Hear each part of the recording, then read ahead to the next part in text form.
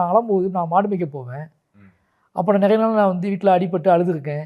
அப்போ என் பக்கத்தில் மாடு நிற்கும். அன்றைக்கி எனக்கு தெரியல. இன்றைக்கி நான் ஒரு ரைட்டராக ஒரு ஸ்கிரிப்ட் ரைட்டராக மாறும்போது அந்த விஷுவல் யோசிக்கும் போது அன்றைக்கி நான் அழுது அந்த மாடுங்களை என்ன நினச்சிருக்குன்னு ஒன்று தோணுது இல்லை. என்னோடய ஆட்டிடியூட் டெய்லி ஒரு நாள் வேறு மாதிரி இருக்கும். இன்னொரு நாள் நான் சாதாரணமாக மாடுகளை கண்ட்ரோல் பண்ணாமல் பேன் உட்காந்துட்டு இருப்பேன். அன்றைக்கி அந்த மாடுங்க என்னைய ஒரு மாதிரி பார்த்துருக்கும்ல, அது நமக்கு தெரியாது இல்லை. இந்த விஷுவல்ஸ் நமக்கு ஞாபகத்துக்கு வரும்போது அதுக்குள்ள ஒரு மேஜிக், அதுக்குள்ளே ஒரு பயங்கரமான ஒரு நேரடியாக ரொம்ப சிம்பிளிஃபைடாக மெட்டஃபர்ஸை நம்ம பார்க்க வேண்டாம். கதையில் இது குறிக்குது, அது குறிக்குது அப்படின்ற ஒரு லைஃபோட நிஜத்தை குறிக்குது.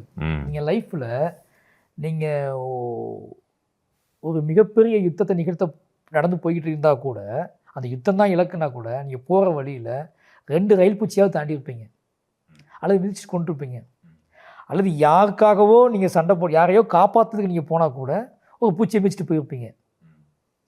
ஓகேங்களா? அந்த பூச்சிக்கு வேல்யூ இருக்கா நீங்கள் கேட்டுக்கிறீங்கன்னு வச்சுக்கோங்களேன். அந்த ஷாட்டு வச்சிங்கன்னா வேல்யூ இருக்குது. அந்த பூச்சியை மிதிச்சுட்டு நீங்கள் மிதிச்சுட்டு போகும்போது திரும்பி பார்த்துட்டிங்கன்னா நீங்கள் ஃபீல் பண்ணிடுவீங்க. அவ்வளோதான்.